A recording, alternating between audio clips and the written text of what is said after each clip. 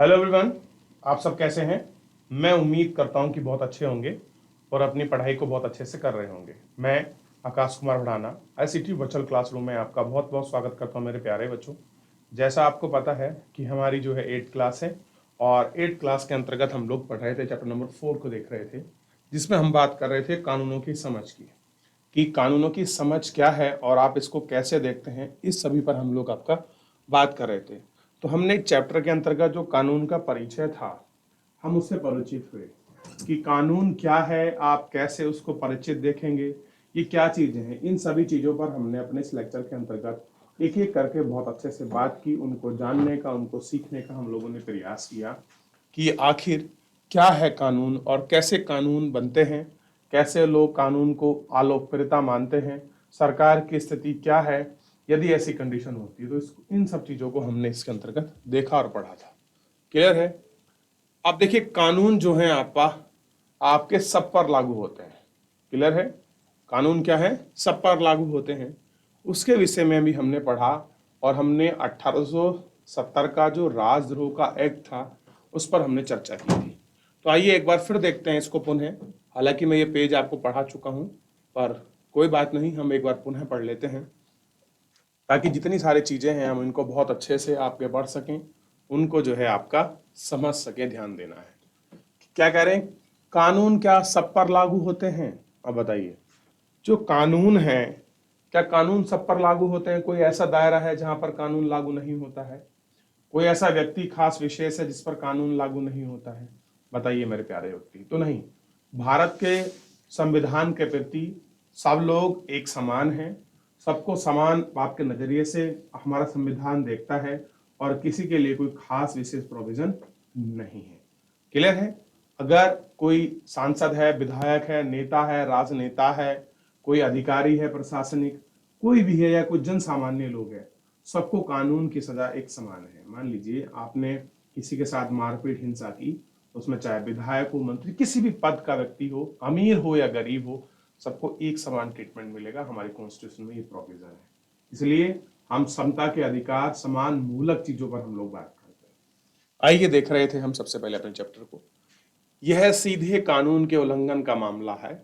जैसे कि आप इकाई 1 में पढ़ चुके हैं कि राष्ट्रवादियों के बीच इस बात पर पूरी सहमति थी कि स्वतंत्र भारत में सत्ता मनमाने इस्तेमाल की गुंजाइश नहीं होनी चाहिए। अब देखिए, जो हमारे आंदोलनकारी जो आपके नेता थे, उनकी एक ही इच्छा थी कि जब हमारा देश आजाद हो, भारत में जब आपकी सत्ता स्थापित हो, तो सत्ता स्थापित होने के मामले में मनमाना कोई रुख नहीं होना चाहिए। क्या हो? मनमाना, यानी कि किसी की मनमानी नहीं चलनी चाहिए, किसी का मनमाना रुख नहीं होना चाहिए। ठीक है, ये आपको ध्यान रखना है, ताकि क्या हो, इस मनमाने रुख से किसी भी एक व्यक्ति के तानाशाही शासन ना चले। ठीक, इसलिए उन्होंने संविधान में कई ऐसे प्रावधानों को, जो हमारे बाप के प्रावधानों जोड़े, जो कानून पर आधारित शासन की स्थापना के लिए जरूरी थे। क्या करा उन्होंने? बहुत सारे ऐसे कानून बना दिए जो इस तरह की चीजों पर आधारित थे। इसमें सबसे महत्वपूर्ण प्रावधान यह था कि स्वतंत्र भारत में नजर में बराबर होगी। क्या होगी? स्वतंत्र भारत की नजर में क्या होंगे? सब लोग बराबर होंगे। ऐसा नहीं है कि जो व्यक्ति आंदोलनकारी रहे हैं उनके बच्चे या फिर वो ही आपके खास होंगे, तो ऐसा भी नहीं था। प्रोविजन ये था कि सब व्यक्ति के लोग समान अधिकार के प्रावधान, जो आपका प्रावधान है, उसकी है इसमें बात की गई थी। देख रहे हैं बच्चों? इसको एक बार देखिए।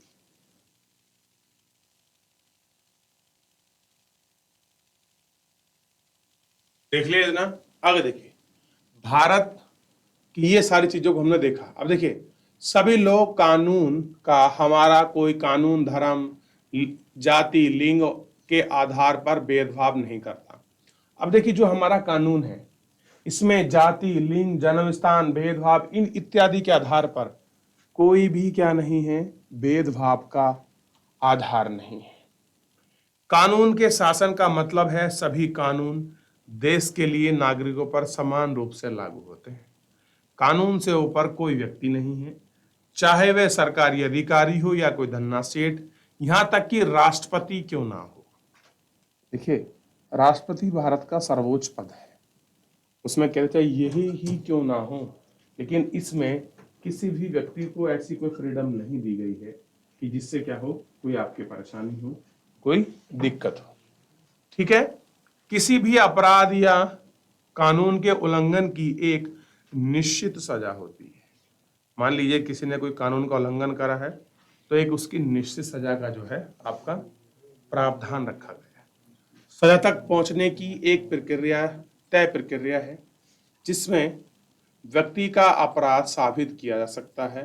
लेकिन यह क्या हमेशा एक सा था? प्राचीन भारत में असंख्यक स्थानीय कानून थे। कह रहे कि अगर आप लोग पुराने समय की बात करोगे तो पुराने संख्या में क्या थे, लोकल लेवल पर बहुत सारे क्या थे, असंख्यक कानून थे। ठीक है, अब देखिए, जहां का स्थानीय राजा होगा, लोकल राजा होगा, वो अपने अनुसार ही शासन चलाएगा, अपने अनुसार ही व्यवस्था रखेगा, सारी चीज कैसी करेगा, वो अपने अनुसार करेगा। और अब क्या था, छोटे छोटी इकाई थी, छोटी छोटी चीजों में हमारे प्रशासन में, हमारे क्षेत्रों में, ग्राम, जन, विश्वा, इस प्रकार से राष्ट्र में, जनपद में हमारा जो था देश प्राचीन समय में बटा हुआ था और हर क्षेत्र का एक अलग नियम कानून था। क्लियर है? अक्सर एक जैसे मामले में कई तरह के स्थानीय कानून होते थे। अब कह रहे कि बहुत बार देखा गया कि मामला एक है, लेकिन अगर हम स्थानीय कानून की बात करें तो स्थानीय कानून में जो थे वो कानून के रूल सब अलग अलग थे और सजा का प्रावधान अलग था। मान लीजिए कोई जनपद रहा होगा, उसमें किसी व्यक्ति के साथ लूटपाट करने की सजा 2 महीने रही होगी, तो किसी में साल भर, और किसी में तो यहां तक कि उसको आर्थिक दंड का प्रावधान दिया गया। तो हर जगह क्या था, अलग अलग आपका प्रावधान था। विभिन्न समुदाय इन कानूनों को अपने अधिकार क्षेत्र में हिसाब से लागू करते थे। अब कह रहे हैं कि जितने वहां क्षेत्र थे वो लोग अपने हिसाब से क्या करते थे, इनको आपका लागू करते थे। कुछ मामलों में जाति के आधार पर ही एक अपराध के लिए अलग अलग व्यक्ति को अलग अलग आपका सजा दी जाती थी। किसके आधार पर? यानी कि जाति के आधार पर अलग अलग हिसाब से, अलग अलग तरह से जो था लोगों को आपका सजा का प्रावधान था। यानी कि सिंपल कहने का मतलब था कि हर स्थानीय लेवल पर, हर स्थानीय आपके शासन पर कानून का एक अलग आपका प्रावधान किया गया और अलग कानून के उस प्रावधान को हमें स्थानीय लेवल पर उसको देखने को मिलता है। लेकिन वर्तमान समय में हमारे राष्ट्रवादियों ने और जो हमारे आंदोलन से निकली जो विचारधारा थी और जो हमारे सिद्धांत, हमारे प्रिंसिपल थे और जो हमारा मूलभूत विचार था, उसी को हमने आधार माना और देखा कि नहीं, हम लोग क्या करेंगे, ऐसा कानून बनाएंगे जिसमें कानून की नज़र में सब लोग समान हो। भारत के आप किसी भी हिस्से में रहिए, क्षेत्र में, स्थान में रहिए, आपको सेम ट्रीटमेंट मिलेगा कानून का। ठीक है, आगे देखिए। एक जैसे कि निचली जाति वाले लोग अपराधी को सजा ज्यादा सजा देने का में भेदभाव का चलन सख्त होने लगा। अब देखिए, जो बेचारे निचली जाति के होते थे, अपर जो कास्ट थी वो लोअर कास्ट को हमेशा दबाती आई है और उनमें सजा का प्रावधान अलग था कि अगर वही चोरी अगर अपना अपर जाति के व्यक्ति ने करी तो कम सजा, लोअर के ने करी है तो उसको जाति सजा दी थी। अब देखिए, मैं अपर लोअर की मैं कोई ऐसी वर्ग विशेष नहीं कर रहा, लेकिन ये हमको पढ़ने को मिलता है और जो सामाजिक व्यवस्था बनी हुई थी उसी के आधार पर मैं आपको चीजों को बता रहा हूं। ठीक है, तो आप इनको देख सकते हैं। अब देखिए, जैसे जैसे परिपक्व होगी गई जाति के आधार पर सजा देने का भेदभाव का यह प्रचलन या चलन क्या हो गया, खत्म होने लगा। अब क्या हो गई, जो ये व्यवस्था जो आपकी चली आ रही थी, ये क्या होने लगी, ये व्यवस्था आपकी खत्म होने लगी कि जाति के आधार पर जो कानूनी सिस्टम चल रहा था, जिसके आधार पर लोगों को सजा दी जा रही थी, ये प्रावधान आपका समाप्त होने लगा। बहुत सारे लोग मानते हैं कि हमारे देश में कानून के शासन की शुरुआत अंग्रेजों ने की थी। इतिहासकारों ने इस बात पर काफी विवाद चला। इसके कई कारण थे।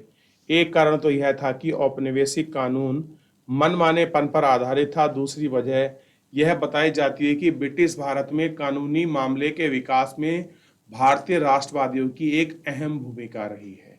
पहला कारण तो क्या था कि हमने औपनिवेशिक टाइम में जो कानून के मनमानेपन को देखा है वो भारत में ना हो, और दूसरा जो हमारे राष्ट्रवादियों की, जो भारत की आंदोलन में विकास में जो विचारधारा निकली थी, उसने बड़ी महत्वपूर्ण भूमिका निभाई। और यही महत्वपूर्ण भूमिका है मेरे प्यारे बच्चों, जिसको हमने आपका अपने संविधान के अंदर आपका सजो कर रखा है। क्लियर है? ये इतना आपको ध्यान देना था। अब देखिए, इसमें एक कानून का जिक्र किया गया है, आप लोग ध्यान रखेंगे। कह रहे हैं कि 1870 का राजद्रोह एक्ट, क्या आया था? एक एक्ट आया था 70 का राजद्रोह एक्ट, के शासन के मनमानेपन की मिसाल था। इस कानून में राजद्रोह की परिभाषा बहुव्यापक थी। इसके मुताबिक अगर कोई व्यक्ति ब्रिटिश सरकार का विरोध या आलोचना करता तो उसे मुकदमा चलाए बिना ही गिरफ्तार किया जा सकता था। भारतीय राष्ट्रवादी अंग्रेजों द्वारा सत्ता के इस मनमाने इस्तेमाल का विरोध और उसकी आलोचना करते थे और अपनी बात को मनवाने के लिए भारतीय राष्ट्रवादी अंग्रेजों द्वारा इस सत्ता का इस्तेमाल, विरोध और आलोचना करते थे। अब देखिए, अंग्रेजों ने अपने हिसाब से कानून बनाया कि 1870 का एक्ट आया कि जब वो यहाँ के राष्ट्रवादियों से परेशान होने लगे, कि उनकी आलोचना होने लगी, तब उन्होंने एक नियम बनाया, अगर कोई भी व्यक्ति ब्रिटिश सरकार के खिलाफ कोई अगर समाचार पत्र में लिखता है, किसी आपका रेडियो के माध्यम से आपका प्रसारण करता है, या आपका किसी रूप में अगर ब्रिटिश शासन की बुराई करता है, उस पर राजद्रोह का एक्ट लगाया जाकर उसको उठाकर बिना मुकदमे के ही जेल में भेज देंगे, चाहे वो सही था या गलत था। इस एक्ट ने बहुत बड़े आंदोलनों को उभरने से पहले ही आपका दाब दिया, और इतने कितने ऐसे नेता थे जिनको आपका जेल में डाल दिया। क्लियर है? तो क्या हमारे यहाँ कोई ऐसा प्रावधान है बच्चों वर्तमान समय में? मुझे बताइए कि आप बिना किसी मुकदमा चलाए किसी व्यक्ति को जेल में डाल सकते हैं? बताइए। तो ऐसा तो हमारे यहाँ भी प्रावधान नहीं कि आप किसी को भी उठाएंगे और आप उठाकर जेल में डाल देंगे, नहीं। हमारे यहाँ कानून है। अब देखिए, जब कोई व्यक्ति आपको, मान लीजिए आपने कुछ अपराध किया कि नहीं किया है, सबसे पहले आप थाने जाते हैं, वहाँ FIR होती है, जो आपकी प्राथमिक सूचना है, उसके आधार पर जो है आपको मजिस्ट्रेट के सामने पेश किया जाता है। मजिस्ट्रेट से ही आप उसके बाद सेक्शन न्यायालय में जाते हैं, फिर सेक्शन के बाद आपका डिपेंड करते हैं कि केस कौन सा है, क्रिमिनल है, फौजदारी, फिर वो ट्रांसफर होता है। फिर उसके बाद हाई कोर्ट, आपका डिस्ट्रिक्ट कोर्ट से आपका हाई कोर्ट, सुप्रीम कोर्ट। ये एक पूरी चैन और सिस्टम के माध्यम से पूरा चीज बनी हुई है, उसमें हर व्यक्ति को आना होता है, ऐसा कुछ नहीं कि किसी खास व्यक्ति के तौर पर। क्लियर है? तो इसमें से फिलहाल अगर कुछ पूछना है तो आप मुझसे पूछ सकते हैं, 30 सेकंड है आपके पास। देख लिया बच्चों इतना? तो इसमें अगर कुछ भी आपको पूछना है, कोई चीज आपको समझ नहीं आ रही है मेरे प्यारे बच्चों, आप मुझसे पूछ लीजिए। क्योंकि देखिए, जब तक आप इन चीजों को रिलेट करके नहीं पढ़ोगे, आप नहीं समझोगे, या पढ़ते समय अगर कोई आपके मस्तिष्क में कोई डाउट बन रहा है या कोई प्रश्न बन रहा है, तो जब तक मैं उसको क्लियर ना कर दूं या आपके मन से क्लियर ना हो जाए, तब तक कैसे आप उसको अच्छा समझ सकते हैं? देख लीजिए इसको, लास्ट 30 सेकेंड और फिर हम लोग आगे बढ़ते हैं और नेक्स्ट पेज पर हम लोग इसकी बात करने वाले हैं। क्लियर है? चलिए आगे बढ़ते हैं। चलिए, अब देखिए, अपनी बातों को मनवाने के लिए उन्होंने संघर्ष शुरू किया। किसने संघर्ष शुरू किया? जो हमारे राष्ट्रवादी थे। जब उनकी बातें नहीं मानी जा रही थी, उन्होंने क्या किया? उनका विरोध किया और उनकी आलोचना की कि ये कानून गलत है, मानवता के खिलाफ है और ये हमारी आवाज को दबा रहा है। इस तरह के हमारे राष्ट्रवादियों ने, राष्ट्रवादी में आंदोलनकारियों ने, उन्होंने इन सब कानूनों का विरोध किया और अपनी मांगों को आपका प्रबल रूप से रखा। ठीक है? अब देखिए,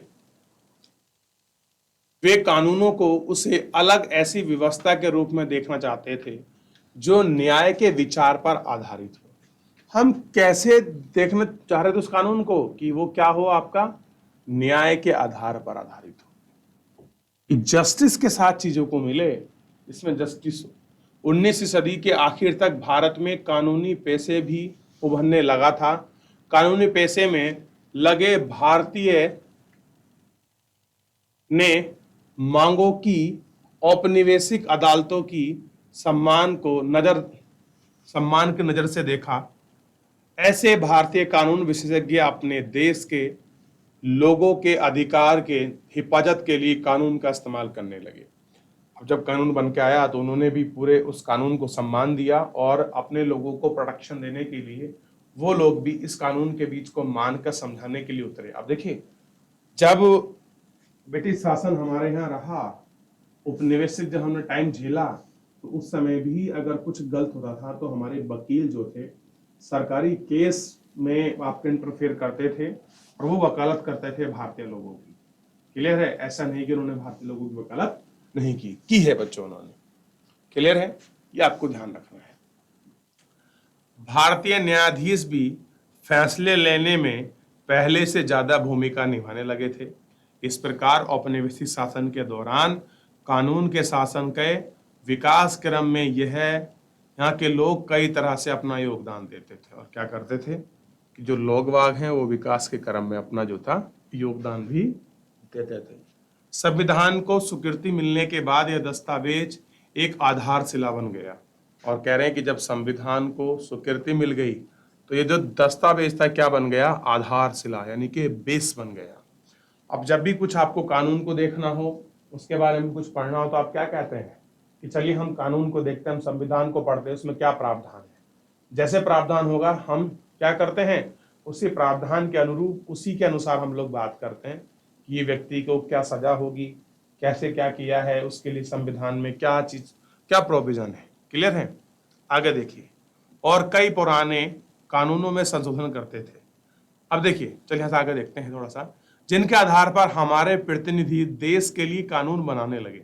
अब देखिए, कानून बनाने की प्रक्रिया मैंने आपको समझाई थी पिछले चैप्टर में कि कैसे आपका संसद के अंतर्गत लोकसभा, राज्यसभा और राष्ट्रपति कानून बनाते हैं, उसका पूरा प्रोसेस मैंने आपको समझाया है। ठीक है? अब प्रतिनिधि कौन हो गए? हमारे एमपी एमएलए। हर साल हमारे प्रतिनिधि कई नए कानून बनाते हैं और कई पुराने कानूनों में आपका संशोधन करते हैं। संशोधन का मतलब है रिफॉर्म, यानी कि उनमें बदलाव करते हैं कि समय के साथ ये चीजें उसके अंतर्गत होनी चाहिए। कक्षा 6 की पुस्तक में आप अपने 2005 के हिंदू उत्तराधिकार संशोधन कानून के बारे में पढ़ें। इस कानून के मुताबिक बेटे, बेटियां और उनकी मां तीनों को परिवार की संपत्ति में बराबर हिस्सा मिलेगा। आप देखिए, सिंपल ये कर दिया गया, अगर कोई फैमिली का मुखिया है, अगर उस फैमिली के मुखिया की मान लीजिए आपका मृत्यु हो जाती है, तो उसके भी जितने बच्चे होंगे और उसकी पत्नी क्या होगी, उसकी संपत्ति के वारिस होंगे। क्या होंगे? उसकी संपत्ति के वारिस होंगे। ये आपको ध्यान रखना है। अब चाहे उसमें बेटी हो, चाहे उसमें बेटा हो, चाहे उनकी पत्नी हो, ये सब संपत्ति के वारिस है। ऐसा नहीं कि केवल आपके जो उनके बेटा हैं वही होंगे संपत्ति के वारिस, या उनकी बेटियां हैं, या केवल जो उनकी बीवी वो होंगी। नहीं, इसमें क्या होंगे? ये तीनों इस संपत्ति के वारिस होंगे। तो पहले नहीं था, लेकिन इसमें बदलाव कर दिया गया। तो ये बदलाव भी हमको दिखाई देगा कि समय के साथ अगर किसी चीज में हमको बदलाव करना पड़ रहा है तो उसका हम लोग जो चेंज है उसको भी हम लोग एक्सेप्ट करते हैं। इसी प्रकार प्रदूषण को नियंत्रण करने वाले और रोजगार मुहैया कराने वाले भी नए कानून बनाए गए। कह रहे हम प्रदूषण को कैसे नियंत्रण करें, पोल्यूशन को कैसे कंट्रोल करें, उसके लिए भी बहुत सारे हमने कानून बनाए और उन कानूनों को बनाने के लिए हमने उनको देखा और साथ ही में हमने यह भी विचार किया कि कैसे हम इनको देख सकते हैं और कैसे हम इनको लागू कर सकते हैं। ठीक है? ये थोड़ा सा आप लोगों को ध्यान रखना है और इन पर आपको विशेष तौर पर जो है बात भी करनी है। ठीक? लोग निर्णय पर कैसे पहुंचने लगे कि नया कानून जारी है, वे कानून का प्रस्ताव किस तरह से पेश है, कई बार इन्हें आप अगले हिस्से में पढ़ोगे कि किस तरह से लागू होते हैं, क्या पैसा, आप इनको अगले में पढ़ोगे। फिलहाल इसको जो है आप थोड़ा सा पढ़ लीजिए और इसको देख लीजिए। ठीक? और आपको एक मंजर दिखाई देगा कि कैसे ब्रिटिश सैनिक भारतीय लोगों पर आपका गोली चला रहे हैं। आप इसको देख सकते हैं। क्लियर है मेरे प्यारे बच्चों? तो देख लीजिए, इसको पढ़ लीजिए। देख लिया? तो सारी चीजें आपको समझ आई, रीजन कुछ क्लियर हुआ? आगे बढ़ते हैं। नए कानून किस तरह बनते हैं? कह रहे हैं जो आपके नए कानून हैं वो किस तरह बनते हैं, इन नए कानूनों को हमको देखना है। ठीक है, और खास करके इन नए कानूनों के जो प्रावधान हैं उन पर, उन कानूनों के प्रावधानों पर हमें इन पर बात करनी है। देखिए, कानून बनाने में संसद की एक महत्वपूर्ण भूमिका होती है। किसकी होती है बच्चों? जो हमारी संसद है, जो हमारी पार्लियामेंट है, उसकी क्या है, एक महत्वपूर्ण भूमिका होती है। यह प्रक्रियाएं कई तरह से आगे बढ़ती हैं। आमतौर पर सबसे पहले समाज के विभिन्न समूहों में किसी खास कानून की आवाज उठाते हैं। अब देखिए, जब कानून भारत में बनता है तो सबसे पहले क्या होता है, संसद में प्रतिनिधित्व होता है। या कोई समूह या वर्ग, जाति विशेष किसी स्थान पर अगर कानून की मांग हो रही है तो सरकार क्या करती है, जो कार्यपालिका होती है वो वहां पर क्या कराती है, अपनी कमेटी के वगैरह का गठन कर या प्रशासनिक स्रोत के माध्यम से वो क्या करती है, वहाँ की पूरी जानकारी इकट्ठा करती है और देखती है कि मैं किस प्रकार से वहाँ शासन चला सकती हूँ और देख सकती हूँ, उन सब चीजों पर बात करती है। ठीक है, आमतौर पर सबसे पहले समाज के विभिन्न समूहों ही एक खास कानून आवाज उठाते हैं। यह संसद की जिम्मेदारी है कि वह लोगों के सामने आ रही समस्या के प्रति संवेदनशील हो। अब क्या कह रहे हैं, जो लोगों के सामने जो समस्या आ रही है उसके प्रति वो आपके संवेदनशील। आइए देखते हैं कि घरेलू हिंसा का सवाल किस तरह से संसद के सामने आया और घरेलू हिंसा की रोकथाम पर कानून बनाने की प्रक्रिया क्या थी। ये हमको थोड़ा सा आपका देखना है कि क्या कानूनी प्रक्रिया थी और कैसे हम लोग इसको बनाते हैं। इस पर हम लोग अपना गौर करेंगे और इस पर हम लोग अपना विचार करेंगे।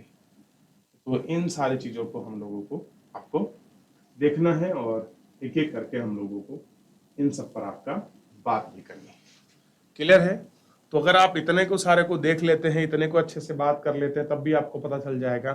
देखिए, संसद का जब मैं आपको चरण समझा रहा था तो संसद के चरण को मैंने आपको बताया था कि किस तरह से हम लोग इसको देखते हैं कि राष्ट्रपति, राज्यसभा और लोकसभा ये कानून बनाती हैं और किस तरह से इनका प्रावधान है, ये मैंने आपको इसमें अंतर्गत जो था आपको समझा दिया था। अब आप एक बार, आपकी बुक में इस तरह का पेज होगा, आप इसको देख लीजिए और एक बार पढ़ लीजिए, आपको समझ आएगा, फिर हम लोग आगे बढ़ेंगे। ठीक है, अब देखिए, अरे साजिया, आज का अखबार तुमने पढ़ा है? ये महिलाओं के लिए कितनी बड़ी बात है ना, कि महिलाओं के लिए बड़ी बात है। क्या बड़ी बात है? महिलाओं के लिए ही क्यों, हिंसा मुक्त परिवार तो सबके लिए ही अच्छा है।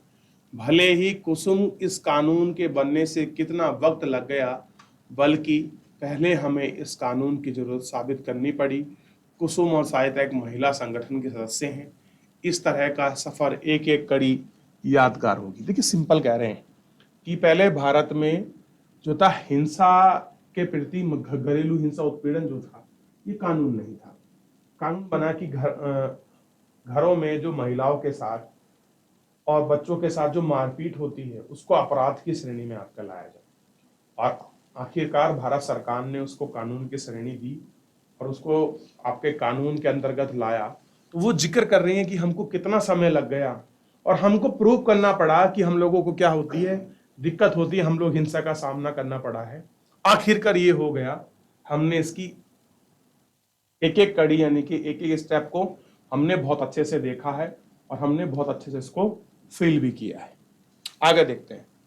तो अप्रैल 1991 में दफ्तर का एक दिन, मुझे सलाह चाहिए, मेरा आदमी मुझे पीटता है, मैंने अभी किसी तरह की ये बात नहीं बताई, मुझे बहुत शर्म आती है पर अब बर्दाश्त नहीं होता, लेकिन मेरे पास कोई चारा भी नहीं है, मैं कहाँ जाऊं। मेरा बेटा और बहू मुझे बहुत बुरा बर्ताव रखते हैं, बहुत बुला भरा कहते हैं, मैं अपने बैंक खाते का इस्तेमाल नहीं कर सकती हूँ, वे चाहते हैं कि वे घर से निकल जाएं। मैं पुलिस के पास नहीं जाना चाहती हूँ, तो बस ये चाहती हूँ कि मारपीट बंद हो जाए। बस मैं यह चाहती हूँ कि बस मेरे घर में से ना निकाला जाए बदकिस्मत से मौजूद कानून, फौजदारी कानून है, यह दोनों रास्ते नामुमकिन है। आप कह रहे हैं कि जिस तरह की आप चीजें कह रहे हैं कि बिना रिपोर्ट बिना एफआईआर के चीजें हो जाए, तो नहीं। अगर कोई मारपीट का मामला है तो वो आपका फौजदारी है, जिसको हम बोलते हैं क्रिमिनल केसेस। हम क्रिमिनल केसेस को हिंदी में फौजदारी बोलते हैं। चलिए, तो ये मामला है। अब 1990 के दशक में विभिन्न मंचों पर एक नए कानून की मांग उठी।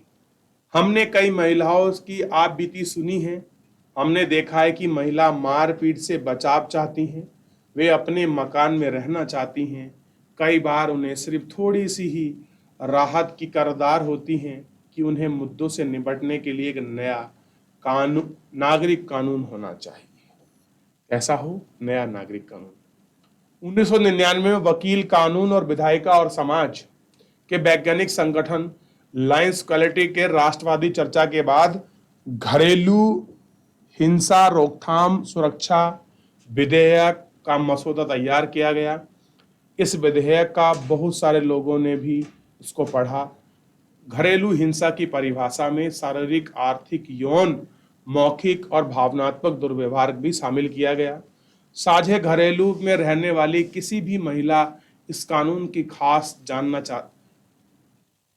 किस तरह रख जाना चाहिए, उन्हें समझ कानून से बेदखल किया जा सकता है और आर्थिक मामले भी इसका ख्याल रखना है।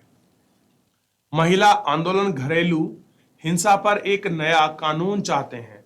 सरकार को यह प्रस्ताव जल्द ही अपने संसद में लाना चाहिए। अब देखिए, महिला क्या चाह रही हैं कि महिलाओं के खिलाफ जो हिंसा, उत्पीड़न और आर्थिक चीजों का जो समस्या हो रही है, उसके लिए कानून आए और उस कानून का प्रावधान ये हो कि उसमें उनकी सुरक्षा की जाए और उसको रोकथाम किया जाए। इस प्रकार का कोई आपका प्रिवेंटिव आपका कानून बने, तो इस तरह से वो आंदोलन की बात कर रहे हैं। देखिए, इन सबको जो कानून बने हैं, अभी क्या चर्चा है, महिला आपका सुरक्षा अधिनियम क्या कानून है, उसके विषय में आपको भी बताऊंगा, क्योंकि आपको ये पढ़ना बहुत जरूरी है। और कैसे नए नए कानून आ रहे हैं और कैसे हम उनको समझ रहे हैं, इसी चैप्टर के अंदर ये बात है। और बनता कैसे है कानून, हम लोग पिछली चैप्टर में पढ़ चुके हैं कि हमें संसद क्यों चाहिए। क्लियर है मेरे प्यारे बच्चों? तो चलिए, आज के लिए इतना ही। मिलते हैं नेक्स्ट लेक्चर में। तब तक अपना ध्यान रखिए मेरे प्यारे बच्चों, स्वस्थ रहिए, अपनी पढ़ाई को बहुत अच्छे से करते रहिए। अगर किसी बच्चे का कोई भी डाउट बनता है, कोई चीज आपको समझ नहीं आती है मेरे प्यारे बच्चों, तो आप मुझसे लाइव जुड़कर चैट के माध्यम से आप अपनी क्वेरी को, अपने डाउट को, अपने प्रॉब्लम्स को आप मुझसे शेयर कर सकते हैं। आप 10 बार पूछिए, 4 बार पूछिए, कोई इशू नहीं है। बहरहाल आप अपने पढ़ने का क्रम, अपनी पढ़ाई को बहुत जारी रखिए, क्योंकि अगर आप अपने सभी विषयों का प्रॉपर तरीके से रिवीजन करेंगे तो आपके पास जो कोर्स का जो बोझ है वो आपको नहीं लगेगा और आप अपनी बहुत ही सरलता के साथ आसानी से अपने कोर्स को कंप्लीट कर ले जाएंगे। तो मेरे प्यारे बच्चों, फिलहाल आज के लिए इतना ही।